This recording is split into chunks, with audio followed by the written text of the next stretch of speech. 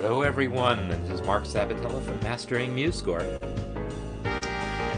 Welcome to the MuseScore Café for today, September 7th, 2022. This is the first Wednesday of the month, so we get to do our Ask Me Anything session, and I see some questions have already come in on the community, which is great, and by all means use the chat to ask more.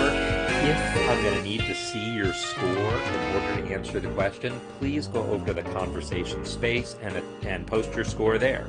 Then I can load it up and see what's going on with it and try to help the best I can. So, I see we got a bunch of people here. Go ahead and check it in the chat. I'm not necessarily seeing any chat activity yet, so I want to make sure things are working. Let me just actually... Yeah, I sound just fine over on my other computer, so things are good. So yes, this is our first Wednesday Ask Me Anything session, and I'll just be here at your disposal to answer your questions about using MuseScore. I want to just give you a little bit of heads up about some things coming up. Tomorrow's going to be, as usual, the Music Masterclass, where we talk about some aspect of, making music, actually, composing, arranging, and so forth. So that's what we'll be talking about tomorrow, Music Masterclass. And the MuseScore 4 beta is coming along. It's still the new sound library. It still hasn't been hooked up yet. Okay, great. Glad to see some comments now. Was a little bit worried that maybe something wasn't working. Okay, so yeah, the MuseScore 4 is coming along, bugs are being fixed, things are happening, but the big thing that we're still waiting on is the new sound library, and this just hasn't been completed or hasn't been hooked up yet, and that's kind of the main last thing that is being waited on. Maybe by next week it'll happen, maybe it'll be 2 or 3 weeks. So, I'm going to hope to show off some more things about MuseScore 4 once we hit the beta. However, I can certainly answer a few simple questions about what's coming, what's not coming, what's coming later, etc. So Maureen's got a real quick question right here. Will there be the ability to add an accidental to Trills? There is no new functionality there yet. Let me show you the functionality that's already there so that people who don't know how to add, there is a partial functionality to add Trills, add accidentals to Trills. So let me show you how that works. I'm going to add a whole note to this score. I'm going to come to my palette over here, ornaments, add a trill, and actually, no, I'm not going to use the ornaments palette. That isn't going to work. I'm going to go to the lines palette and add the trill line from here. And then if I select the trill line and go to the accidentals palette, click a flat sign, there's a flat sign. That works. Now, does it play back? No, it just still plays back as a D natural. I don't know if you could tell that. Let me get the volume a little better there. Here we go. Right, that's still just a D natural. So the trick to getting the playback to be as you might hope is we're going to go to another voice. So I'm going to come here and say voice 2 and enter an actual D flat. And now I can hide that and hide the flat sign. And also, while I'm at it, I need to come over to the inspector. And turn off the playback of that D flat. So the D flat won't play itself, but it will now influence the trill. So there you go. So for trills that are made with the trill line, that's the process. And it basically consisted of selecting the trill and then clicking the flat sign in the palette. For all other ornaments, the same process applies, except you'll have to add that flat sign manually. And when I say manually, I mean like this. Select a note, create whatever kind of text you want. We'll go with a fingering text here. That seems like a fine choice. I'll say add text and then fingering. Where's fingering? Over here. And now I can type Control Shift B. And that's the shortcut for the flat sign. And I picked fingering because it appears kind of appropriately small.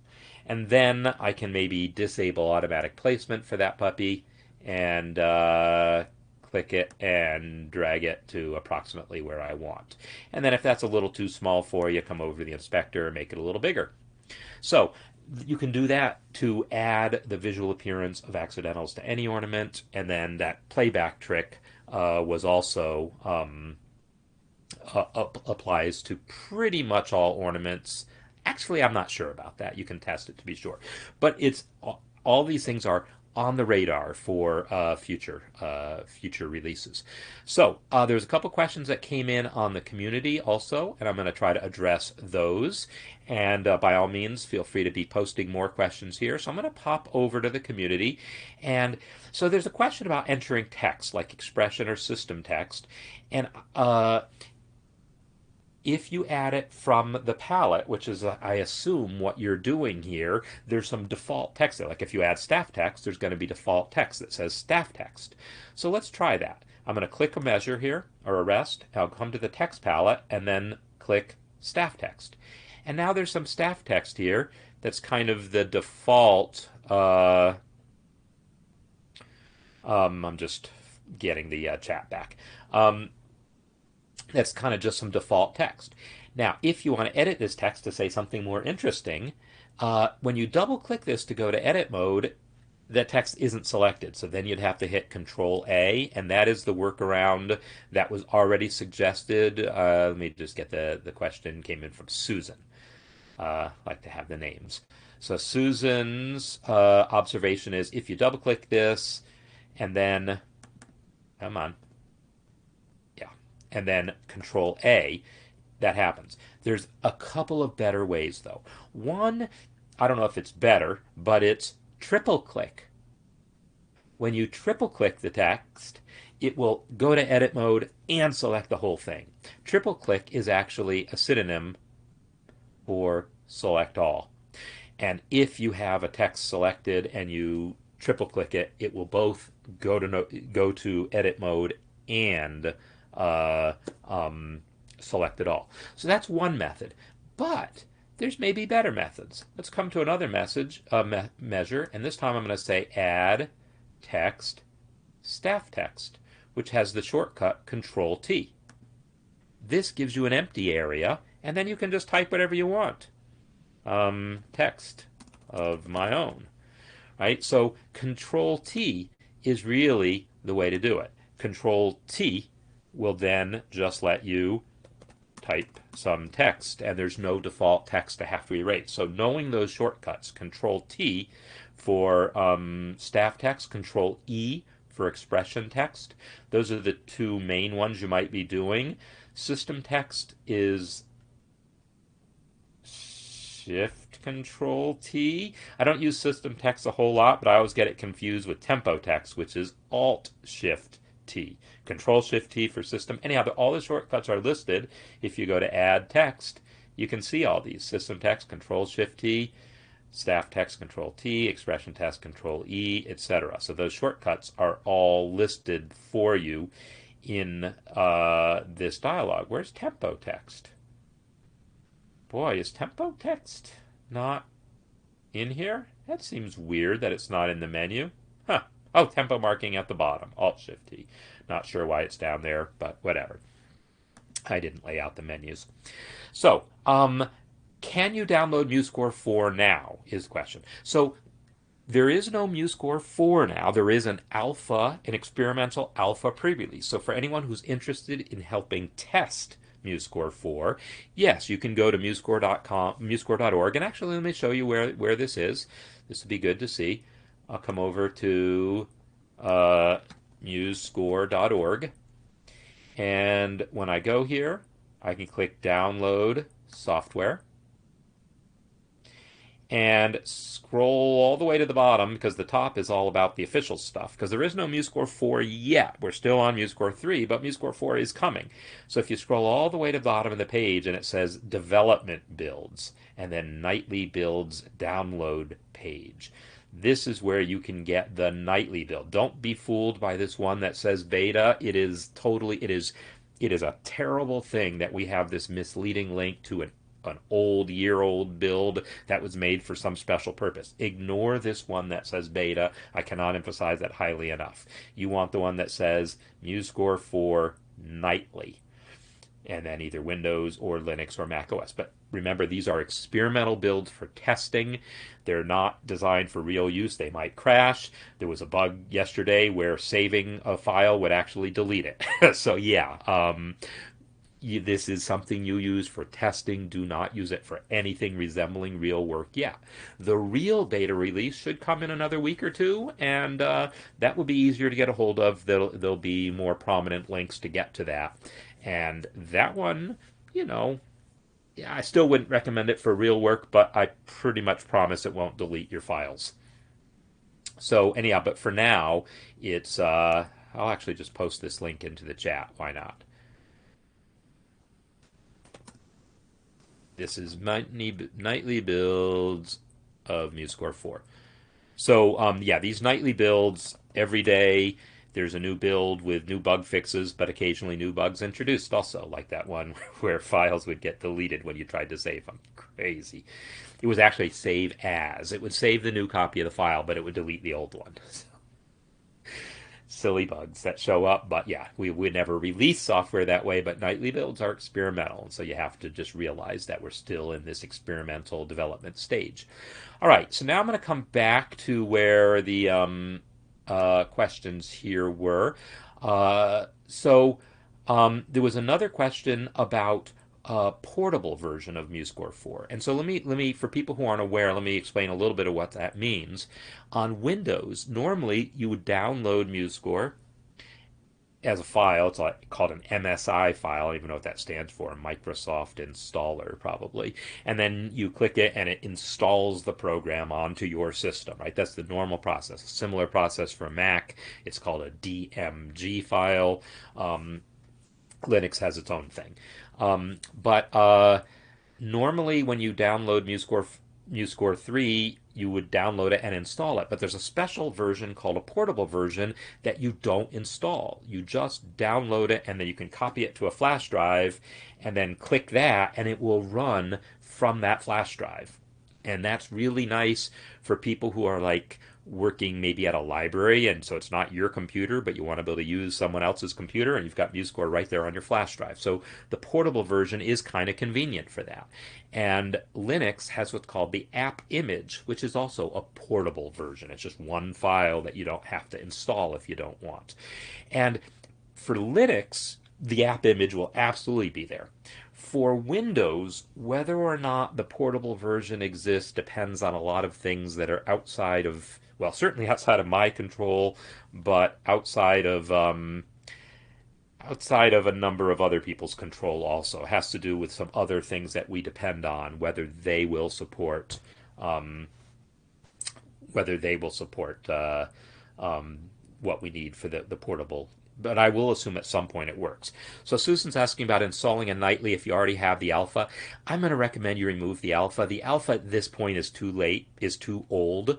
But the alpha actually installs normally. The nightly doesn't. So you can have them both installed at once. And I actually have them both installed.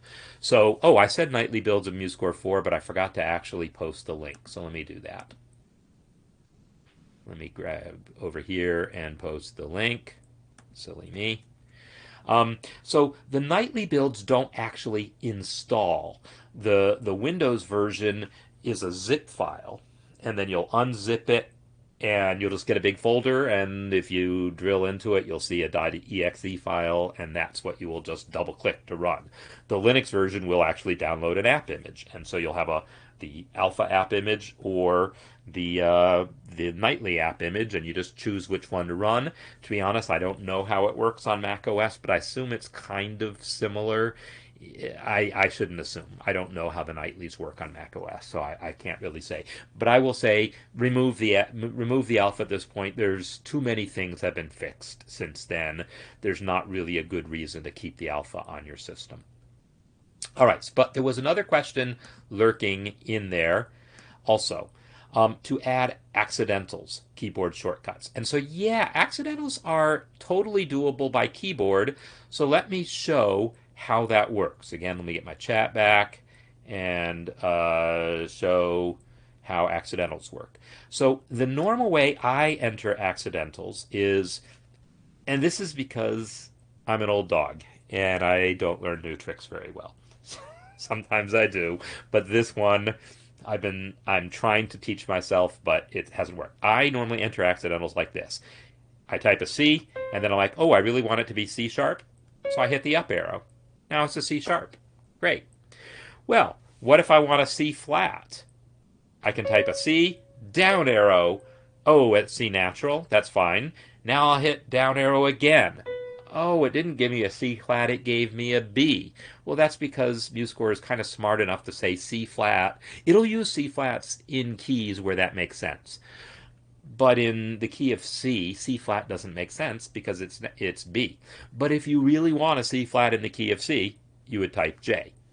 So that is the sort of way that I do things. I use the up and down. I enter the note, hit up and down arrow, and then if I need to change the spelling, I use J. But it is possible to do this more directly. What if I want, say, an E sharp? Well, here's what I'll do. I'll click the sharp on the toolbar and then type E, and I get an E sharp. So the toolbar icons are nice in that they you don't have to first enter an E, then add the sharp. You do have to think ahead a little bit that you're going to want an E sharp. Now, the toolbar icons by default do not have shortcuts. However, that's going to change in MuseScore 4. In MuseScore 4, there will be shortcuts by default for these. Right now, it's still not 100% clear what they're going to be. I think they are going to be plus, equals, and minus. I think. Plus for sharp, equals for natural, minus for flat. Plus, of course, if you use shortcuts much, you know is currently the shortcut for tie. That's probably going to change to T. So this is all in flux. Meanwhile, though, you can totally go to Edit, Preferences, and this will be the case in MuseScore 4 also. Go to Edit, Preferences, Shortcuts. Search for, now I would love to say you could search for flat and get the shortcut for flat, but unfortunately the name of the flat shortcut and the sharp shortcut doesn't actually have the word flat or sharp in it. It has the symbol for flat or sharp in it, which is kind of useless. But in any case, that's how it is. So instead of searching for sharp, I'm going to search for note input. And that shows me all the commands relating to note input, and then I will see note input flat, note input natural, note input sharp. I have, even though there's no shortcuts by default, I've defined my own.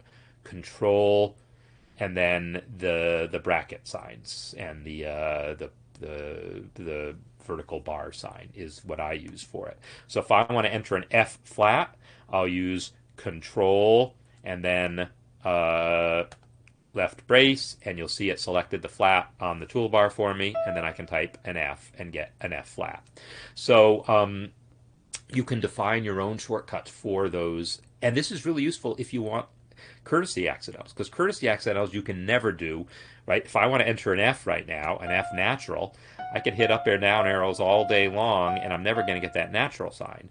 But if I come here and I say Control vertical bar, which is my natural sign shortcut, and then type my F, I'll get my F with my courtesy accidental. Normally I use plugins for courtesy accidentals. Okay, so I'm going to. So now I think I've basically covered the questions of Susan's from the forum. Now I'm going to come back over here. Bob saw a widget at the beginning of the staff that showed the pitch for the entire staff. Oh yeah, okay. I can totally show you how to do that. It is this. What you're going to do is select the clef. Why the clef? I don't know. That's just how it is. Um, Now we're going to come to the lines palette, and it's this dude right here, or dudette. Ambitus is the Latin term for it. So I'm going to click the ambitus, and it shows you this little thing here that shows the range. It looks a little funny because there's not much of a range to this staff. So let me actually delete that, but add some more notes. Now, if I click the staff and hit the ambitus button, you get this thing where it shows you that whole range. So this is sort of a common way that you see, especially at the start of Renaissance scores, but some other modern choral scores also, to show what the range of each voice is. And if you do, like if I lower this note here, it doesn't automatically update here, but if I then open the inspector again, I can come over here and say match staff, and boom, then it updates the ambitus. So that's the answer to Bob's question. All right. Now Frank is asking about highlighting instruments, staves, and you're talking about text also, I saw here. So let me read this question and see if I can understand it a little better. Can you elaborate on the best way to highlight instrumental staves in order to print individual 2D versions, not extracts? So, unfortunately, Frank, I'm not understanding your question. Um, this is one where if you posted your score to the conversation space, I might be able to understand better. Normally, what you print is the part. Like, right, a trumpet player would never read off of this whole score here. We'd go to the trumpet part and look at just the trumpet part, right? That's what you would normally do. And to do that, you say File, Parts. And then when you do that, you get this dialog, and then you say All Parts, and it generates all the parts for you. So that's how I got this trumpet part and alto sax part. So that's the normal thing to do. So I'm not quite understanding what you really mean here. Okay, okay, I think I got it. What you want to do is take this thing and highlight it in the sense of like take a yellow highlighter pen and do that. Well, you could just print the thing out and take a yellow highlighter pen, yes, but I'm going to show you how you can do this. So let's say we wanted to do this with the alto sax part. I'm going to click the first measure, and then select all the way to the end. So Shift, Control, End selects to the end of the alto sax part, and then I'll press Home to go back to the beginning of the score. So I've got the entire alto sax part selected now, right? I mean, or at least that staff. Now I'm going to come to the lines palette, and I'm going to click this plain line here. And when I added that line, it actually added a little extra space to make room for it, and that made it not fit along with the title, so don't get freaked out by that. But now I have a line that covers the entire length of that staff. Well, that's not what you want exactly, but the inspector is now going to be our friend. I'll close the palette, open the inspector, and I'm going to do a couple of things here. I am going to set the thickness of that line to 4 spaces. So it's exactly as tall as the staff. Actually, let's make it 6 spaces, shall we? I'm also going to turn off automatic placement for it. And I guess when I turned off automatic, actually, let me not do that. I'm going to undo that for a second. That didn't work. The thing is with the line here, because it's continued across multiple staves, some of this I might have to do multiple times, or I might have to figure out something else for. But let me show you the process, then you can play around. So I've now made it thick. I would like to think I could just drag it onto the staff, but I know better that that's still going to do weird thing. It's not going to necessarily affect the other one, but you'll see that it did do that, right? It did cover the staff there. Then I can click where it says line color, come here and pick yellow, but I don't want it opaque. If I make it opaque, now I just have a yellow line covering up the staff. So I'm going to select it again, and now I'm going to come over here to the color, and I'm going to set the alpha channel Alpha channel is fancy computer speak for how opaque it is or how transparent it is, where 255 is the maximum, and this is all computerese. This is not MuseScore specific stuff. This is how all computer programs handle color. 255 is the maximum value for maximally opaque. 0 is totally transparent. If I did 0, it would be totally invisible. Let's do 0 just so you can see what that looks like. Right? 0, now you don't see it at all. But if I select it again and come to that color, which is now totally transparent, but I pick a value in between there, like say 128, which is halfway between, now I'm going to get a kind of half transparent yellow. It looks like a yellow highlighter. Maybe that's a little too opaque, but you can play with those numbers. So that is something you can do. Now when you do that, when I position that on the staff, each of these is positioned independently. That's probably not what you want, because now you're going to have to drag each of these and so forth. So here's what I'm going to recommend. You should do that once. Use the inspector. See where it says minimum distance here is an automatic placement thing. This is all going to kind of change a little bit from MuseScore 4, but you can then create a custom palette, and you can go to your lines palette and just Control Shift drag this guy onto the palette, and now I've got a yellow highlighter line. So now I can take the guitar part and Control Shift to the end and go back to the beginning and just click that yellow highlighter, and I've got the yellow highlighter on the whole guitar part. And again, getting the positioning the way you want, probably the thing to do is right click it, say select all similar elements, turn off automatic placement, and set the X offset to 0, the Y offset to, looks like 2. And now I've got my highlighting working. So it's a little bit of a process, but part of it you do once. The whole color thing you do once, and then you add it to your palette. The whole positioning thing you do after you add the thing to your score. So anyhow, that's how you do it. Someday we'd love to have something more built in, but as it is quite useful. My own workspace, I usually have a yellow highlighter kind of already added. All right, so then there was a question about deleting rests. So deleting rests, the thing is, in a 4/4 score like this one is, if I enter some notes here, let me close the palette again, this rest kind of has to be there, right? Otherwise you don't have 4 beats in your measure. If I select this rest and hit Control Delete, or on Mac, Command Delete, it will delete the rest. So I'm going to select that thing and hit Control Delete. When I did that, now I've only got 3 beats in this measure. Unless that's your goal, unless your goal is to create, say, a pickup measure or something else unusual, say a cadenza that's some unusually notated passage that actually has fewer beats than it should. Unless that's your goal, you probably don't want to do that.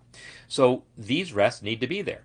Why you would think about deleting that rest is probably you really just want to move these 2 notes over, right? You want to move the D and the E over. So select them, and then Control X, and then come over here and Control V to paste them. Control X to cut, Control V to paste. So don't delete rests, you move notes. Now it is true that in voice 2, if I go to enter some stuff in voice 2, a rest, and then a couple of 8th notes. And then maybe another note. And then just for grins, I'll put a note here. So if I have this, actually let me delete this guy too. I have this now. At that point, we might say, well, these 2 rests don't really need to be there. It's clear where this D comes in because it comes in the same time as the E. These rests in voice 2, you can delete. So for this particular purpose, where you have piano music where maybe one voice is moving while the other voice isn't, and it's a really well-defined, clear case like that, then you would use multiple voices, and then you can delete the other rests from voice two. Can you make that impetus small? That's a good question because I was looking at that going, gee, that looks pretty big. Um, doesn't look like there's a setting for that. Doesn't look like there's a setting for that. Maybe in MuseScore 4 there. Now I don't think anyone did anything with Ambitus, but yeah, someday if someone makes a request for it, I'm sure that could happen. Meanwhile, you can certainly do this manually. Just add some notes, add some fake notes and make them small, things like that. Um, so to add editorial comments above the staff, yeah, I do this all the time. So actually, let me show you my palette. I'm going to switch from the cafe workspace to my own editing workspace. Because my own editing workspace, I've made a lot of customizations. I've created a whole annotations palette. And my annotations palette there's that highlighter, but I also have some highlighted text. So all I have to do is select a note and then click that thing in my palette, and it looks blue right now because it's selected, but when I unselect it, oh, it's black with a yellow highlighter. But if I select the note, and I thought I had red text too, but it looks like I don't. I have this one that it's attached to the whole measure. But in any case, all you'd have to do is take any text you want and then open the inspector to customize it. So open the inspector, set it to be red, and call this thing red text, and then Control Shift drag that guy into the thing, and now you got some red text.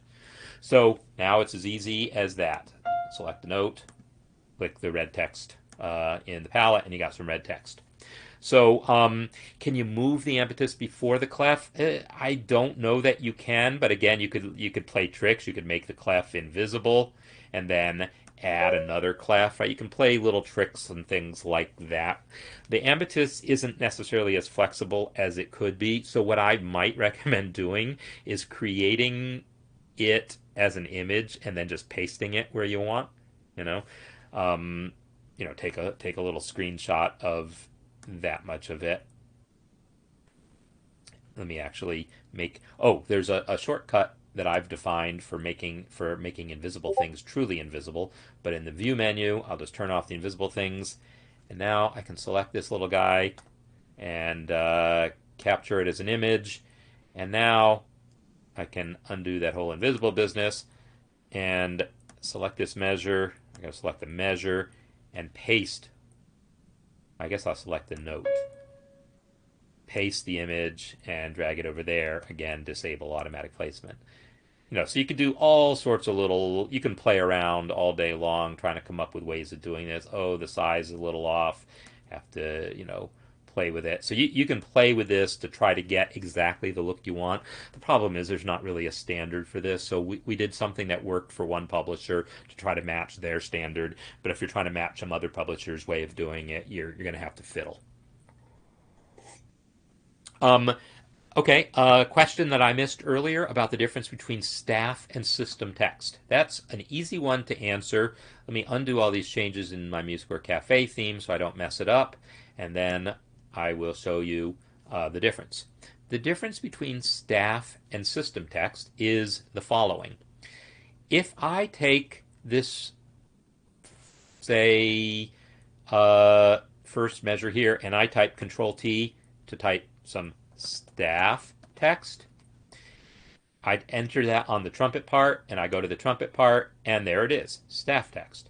If I go to the alto part, it's not there, right? I attached it to the trumpet part, so that's where it is. This score has a style setting to put staff text below the staff, and I did that. I made that customization so that the text would avoid the chord symbols. But if I select that same thing and add system text, Control-Shift-T, and say system text, now let's see what happens in the parts. Trumpet, there it is. Alto sax, there it is. Trombone, there it is. System text is text that will appear at the top of the system in the score, but will appear on all of the parts. That's the difference. So it's very much in the same line as tempo markings behave the same way, right? This tempo marking, actually, this is system text right here. This swing 16ths text is system text. That tempo marking is tempo text, but tempo text behaves like system text. It's a special type of system text, if you want to think of it that way. They have the same property of it appears at the top of the score and then on all the parts. Rehearsal marks work that way. Tempo markings work that way. Things like DS and 2-coda and Fine, all of those things appear on the top staff, above the top staff, and then also on all the parts. For MuseScore 4, the templates for things like the orchestra template will also repeat the system text above the strings. The choral template will repeat the system text above the piano part. That capability is only possible with those templates. Eventually, there'll be controls to let you specify it for your own templates also. But you could always, even if you're not writing a choral score, but you're doing something else where you want the system text repeated above the piano part, start with a choral score, delete the vocal staves, add some instrumental staves, and it should still work. The system text will repeat above the piano staff. Again, that's coming in MuseScore 4. I think I showed that when I talked about the engraving improvements a couple of weeks ago, or whenever that was, last week. I can't even remember when that was, 2-3 weeks ago. But I'll be showing more MuseScore 4 stuff also in the future. So let's see if I've missed other stuff here. So I've got, okay, I see Susan's got a question about triplets, or something about a quarter note. Yeah, I'll come back to that in a second. I just want to make sure I didn't miss something earlier. Extra rest made by having other voices. So yeah, these other voices are the ones that you'll want to delete. And usually you keep voices and other staves. I know Colleen left at this point, but usually the rest and other voices kind of need to be there. But for piano music, and for vocal music specifically, there can be reasons to delete them, and that gets into engraving issues. All right, so I'm looking to see if there's anything else that I've missed along the way. It's funny because, Graham, you mentioned that question had come up earlier, but I'm not seeing it. So somehow it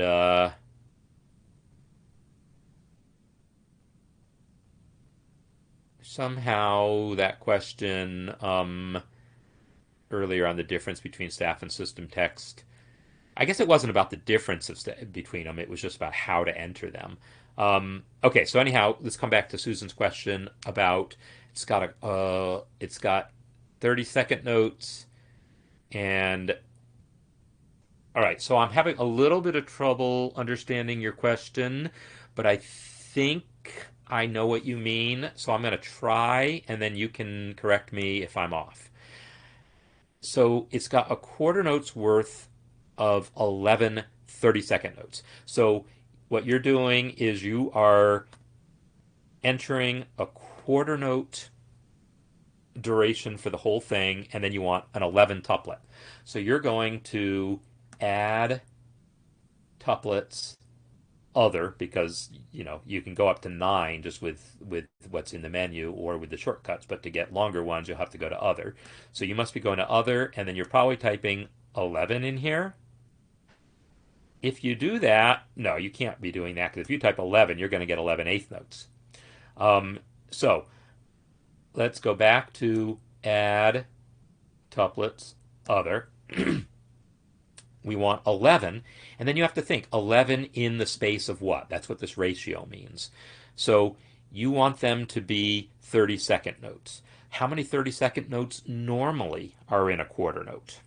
8, because there's 4/16 in a quarter. So 8 30 seconds. So if I specify a ratio of 11/8, that gives me 30-second notes. So there you go.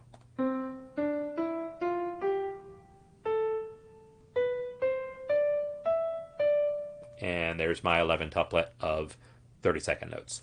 So it's important to get that ratio the way you want. You specify the first part of the ratio is how many notes there are. The second part of the ratio is how many of that value would normally fill up that beat. So that's how you do that. All right, I'm catching up. So, now Dan had posted some questions in the conversation space here, most of which I kind of answered already. Um, so, oh, interesting. There's some new questions here or ones that I totally didn't notice. So, yeah, so either I missed them. So, this one here, can you demonstrate? I'm going to come back to shortcuts for moving between parts. Uh, all right, I'm gonna try to come back to this one. Adding percussion, we talked about some during office hours. Uh, and playing around with the mixer. Oh, you lost the score. Well, so that's too bad. Maybe search your computer for it. If you're on Windows, which I think you are, Dan, you can use Windows Explorer has a search box. I think there's ways to search your scores. I did answer your pan on the mixer is something different. Okay, so yeah, several things. All right, so let me answer the easy ones first. Pan on the mixer is something that you will understand if you have headphones on. If not, you won't. Well, that's kind of interesting. If I now open the mixer, which I just did with F10, and I take the pan on the mixer is a standardized term in the mixer world. It means whether it's in the left channel or the right channel, on any sort of stereo speakers or stereo headphones. So right now it's pan to the left. I mean to the middle. If I pan it all the way to the left, now all I heard was in my left. That's not entirely true because I heard reverb in the right, and that is true. That the reverb is a stereo reverb, and there's no way to make that to pan. There's no way to turn that off. I mean, you can turn the reverb off if you really need to. You go to View Synthesizer for that, but that's what pan is about in the mixer. It's about left versus right ears, and if you really I heard reverb in my right, so if I want to turn off the reverb, I'll go to View, Synthesizer, Master Effects, and this one here, Zeta, is the reverb effect, and I'll just turn it off by saying no effect, and that will turn off the reverb. All right, so that was one question of Dan's that I can answer easily. As far as other ones that I can answer pretty easily, he's asking about going directly to MuseScore for beginning. So I'm a little confused by this question, Dan. When you first start MuseScore, click on the icon, MuseScore icon, you end up at the dashboard. I don't know what dashboard you mean. Maybe you're clicking on a MuseScore.com icon, but let's go ahead and close MuseScore here. I'll close MuseScore. And now I'm going to open MuseScore again. I'll click on the icon. This is what you should see when you start MuseScore.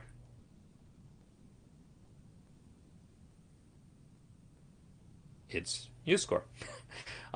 So you do get this start center that's showing you some of your recent scores, and you can click where it says open a score if you want. And okay, so I think I just crashed. Every once in a while, this has been happening to me recently, and it's very annoying that when I first start MuseScore, it immediately crashes. And this just started happening for me a couple days ago, and I only partially know how to solve it. Yeah, it's crashing now. So here's how I know I'm going to have to do some behind the scenes magic here to solve this. So pay no attention. So it's Q scale factor equals 1.33 M score. I have to start it from the command line and then give it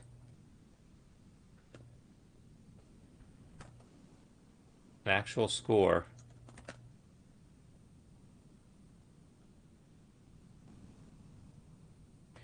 to start from. And when I do this, it will start without crashing. It goes away once I reboot. Ooh, that's obviously the wrong. I say obviously. I can tell this is too big. Um, so maybe I wasn't supposed to do that 1.33 thing. I don't start from the command line often enough. Let me kill this again. Do it without the scale factor. Da, da, da, da.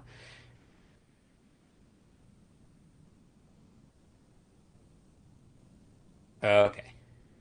Oh no! Crashed again. Oh crap. That's going to be a bad thing. All right. So if I can't get MuseScore 3 to work, I'm going to answer some questions using MuseScore 4 because what else can I do? But I'm going to see if shutting down Linux will solve the problem for me. Sometimes that has been known to work, and sometimes it doesn't. Sometimes I have to reboot my whole computer, and I'm not going to make you watch that because it's going to mess everything up. But I can answer some questions verbally as well, and I can answer some questions using MuseScore 4, and it looks like Linux is just totally hosed on my system right now. So it looks like Linux has crashed. Oh, no, it hasn't. It's just taken a while. All right, let's see if I can start MuseScore 4 and MuseScore 3 now. So let me take another quick look at the chat. Oh, chat starts doing weird things. Uh, huh. So chat's doing weird things perhaps for some people. That could well be. And if so, I apologize. Um, looks okay to me from where I'm sitting, but I don't know. Will MuseScore stay up this time?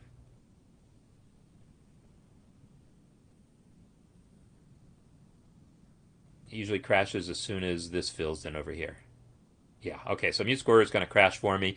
So I think I'm going to be just talking my way through some other things and then wrapping up, since there weren't any other new questions anyhow that I saw. Um, did I mistype part of the file name? Oh, maybe so. No, no, because it did open Reunion, so I know I typed the file name correctly. I don't know what the I do not know what the issue actually is, but let me just try. This is the correct file name, so let me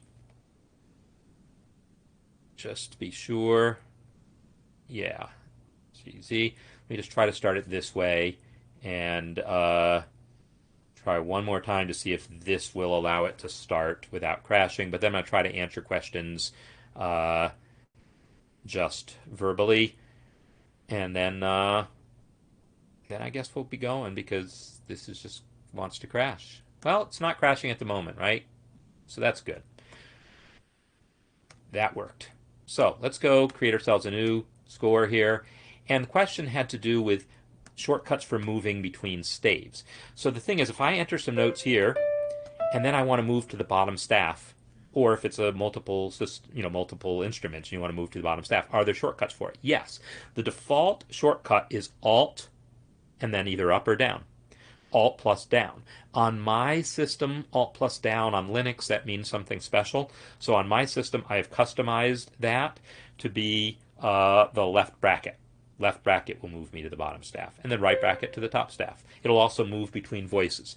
So I customize that in Edit, Preferences, Shortcuts. But the default shortcut is Alt up and Alt down for moving between staves. Let's move back over here. So moving between parts when trying to cover two different instruments. For easily hiding systems while working, so I'm not sure. So, yeah, okay, so this was the other thing, yes. And I did answer this, but it bears repeating, and I will show it as I play this out. I'm going to open the MuseScore. Oh no, is it locked now? Or is it, no, it's just being slow. Um, there was I did answer this. I'm relatively sure I answered this in the in the comments there in the community. But continuous view is what you're going to want. Continuous view is what you're going to want, and I'll show you that. If I open the MuseScore Cafe theme song if I scroll, first of all, if I scroll to the bottom right now and try to just look at the drum part, it scrolls back up to the top, right? If I scroll here now and try to keep scrolling back up to the top, so that's what you mean, right? You want to keep seeing the drums. The way to do that is flip to continuous view. The problem is that MuseScore isn't smart enough because each system might be different from one page to the next. There might be multiple systems on one page. MuseScore is not good about tracking which staff you're trying to view and keeping it in view. We try to improve it. We've improved it a little bit over the years, but it's a harder problem to solve than you might think. But in continuous view, there's only one long system, so it's an easy problem to solve. So in continuous view, you can follow the drums all day long and it's never going to scroll. So continuous view, if you're trying to track something during playback, that's the way to do it. So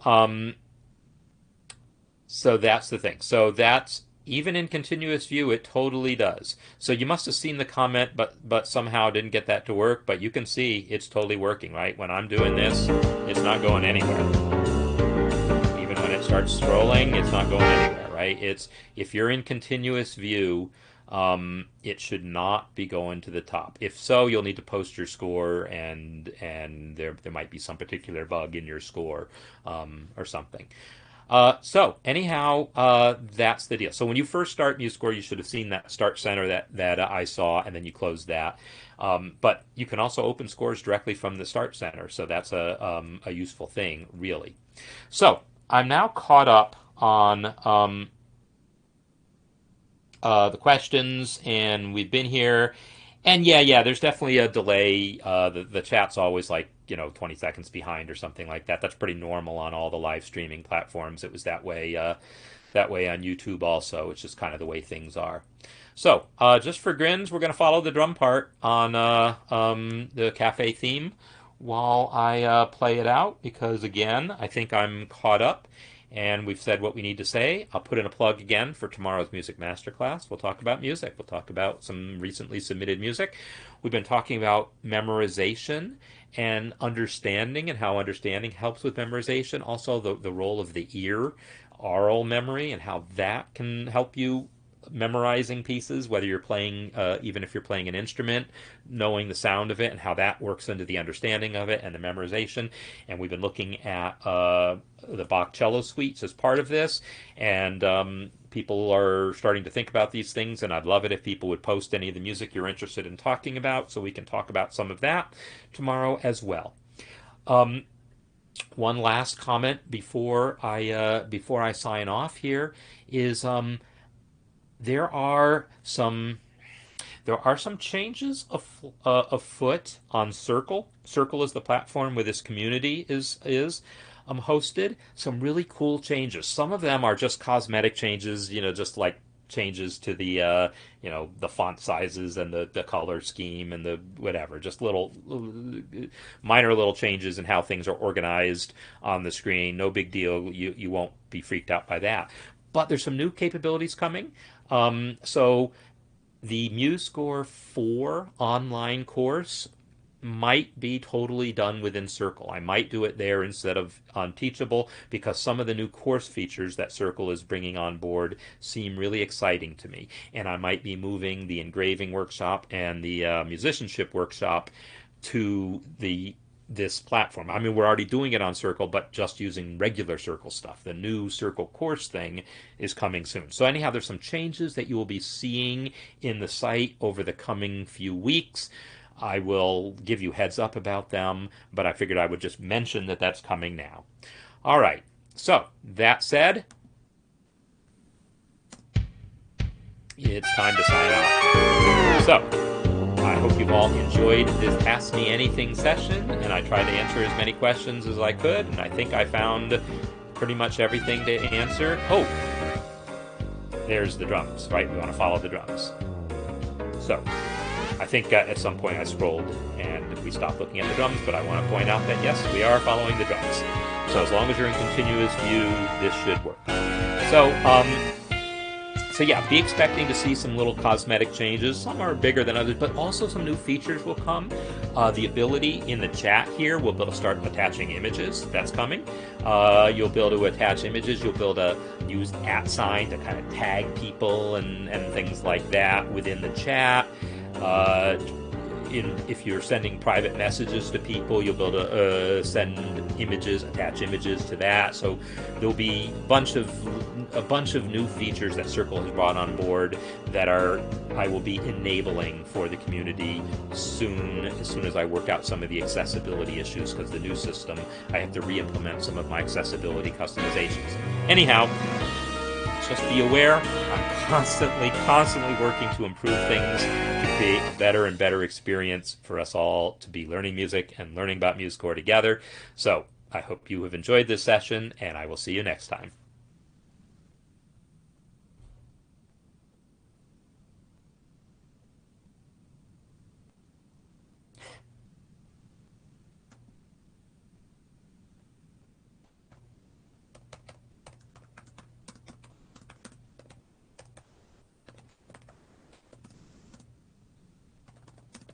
Oh, Bob, if you're still watching, that's just me screen sharing the chat. So yeah, that's just me. That's just on the screen is all. So that's yeah, you can't type into my screen. That's basically just like you can't type into my MuseScore, you can't type into my chat. Anyhow, that's the story. Hopefully you saw that, and see you later.